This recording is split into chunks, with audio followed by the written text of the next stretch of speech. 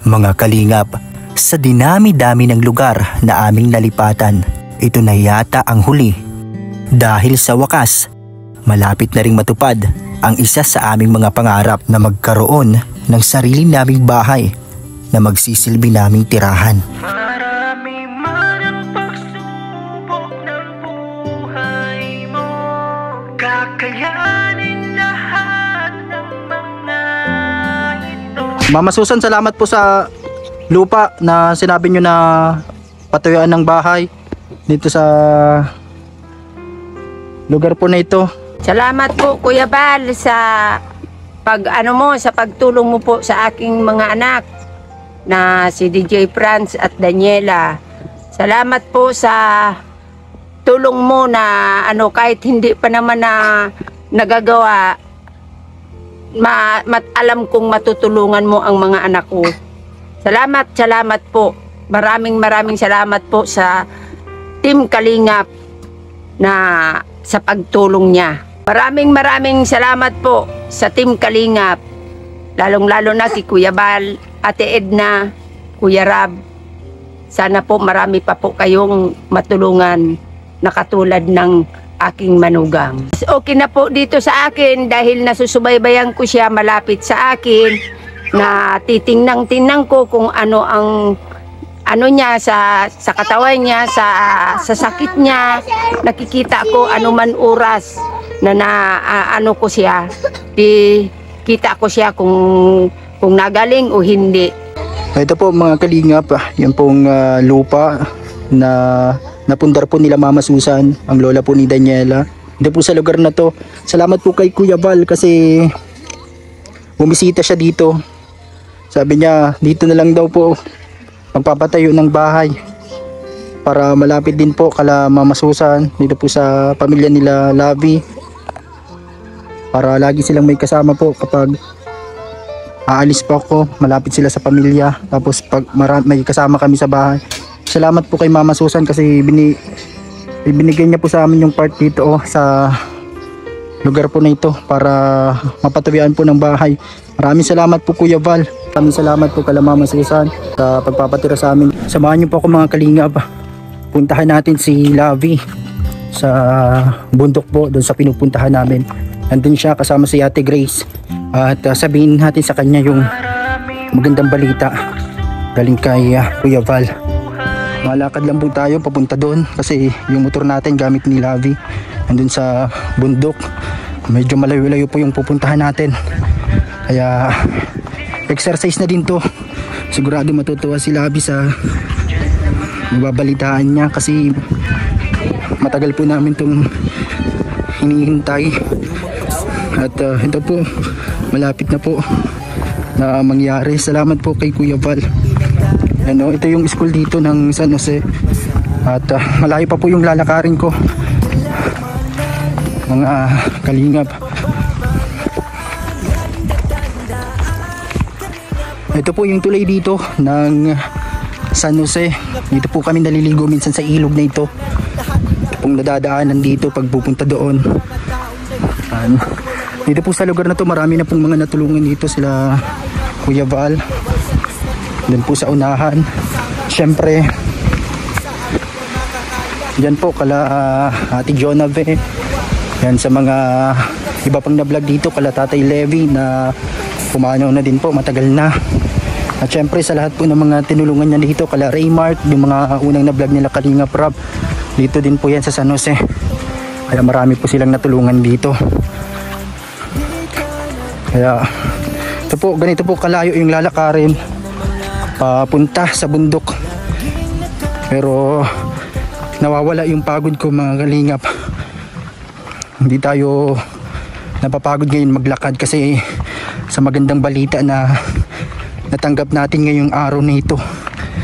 Ito po ay napaka gandang blessing po. Kaya sabihin natin kay Daniela, kay Lavi, malayo po yung lalakarin ko pa po, may pataas pa. Pero pagpabalik mamotor na kami kasi dala ni Daniela yung motor. At may pinuntahan sila ni Ate Grace doon po sa bundok. Kaya ito, maglalakad muna tayo para exercise na din.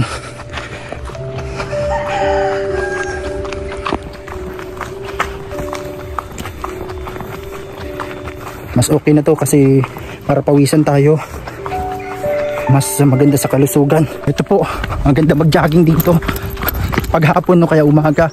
Pero ngayon po, tanghaling tapat, mga alauna na pala, yan nasa alauna na. Pero tuloy-tuloy tayo sa ating paglalakad para makarating tayo doon sa bundok po.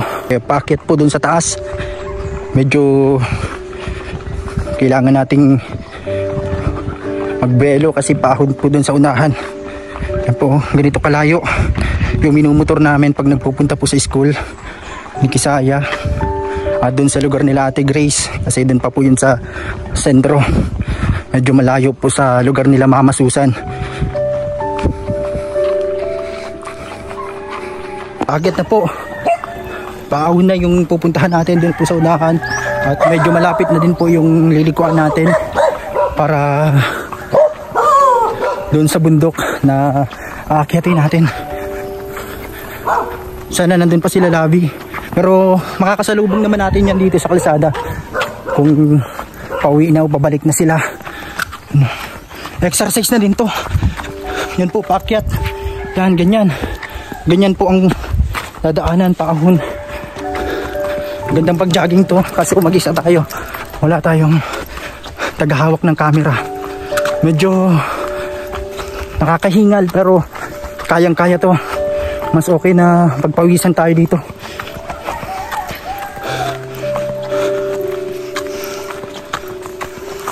Yan po, paahon na talaga. Grabe.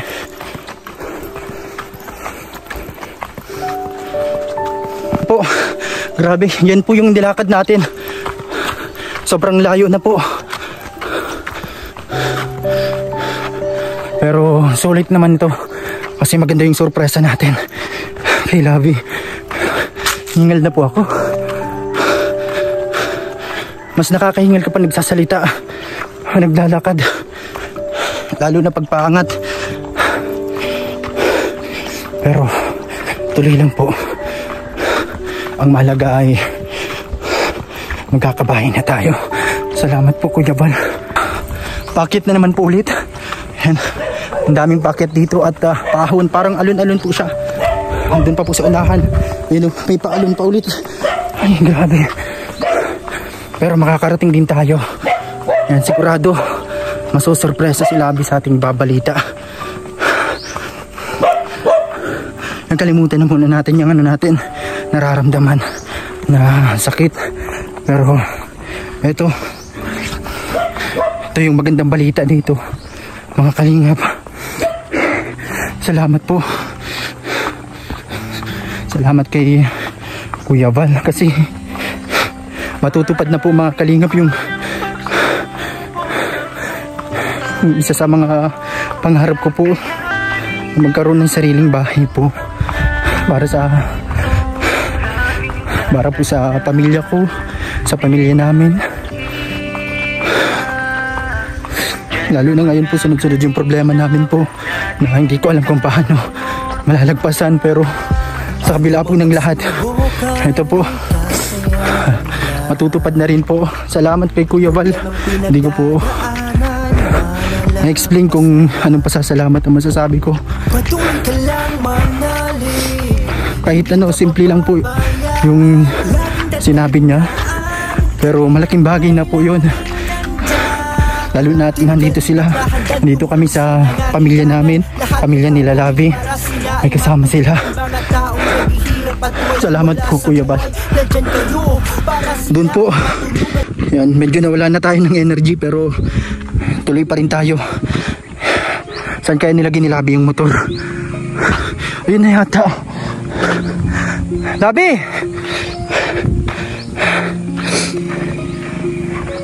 Yan si Labi po, mga kalingap, si Labi, si Daniela. Pabalik ka na. Nasa si Ate Grace?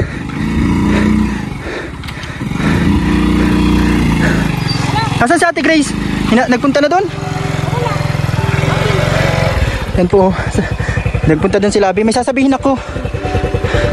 Gild mo muna yung motor. Nagano kayo doon? May pinuntahan lang. Nagkakit sila doon. Doon po sa binilag namin yung buhay sa bukid. Doon pa po yun sa unahan. Paayos ko ito, release. Nag-release na naman yung motor.